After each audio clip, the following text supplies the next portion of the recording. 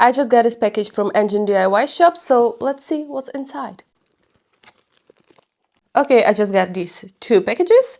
It's this product, but honestly, it feels like there's so much stuff in here.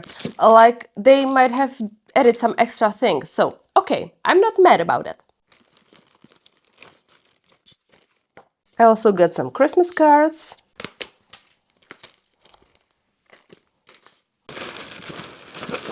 Okay.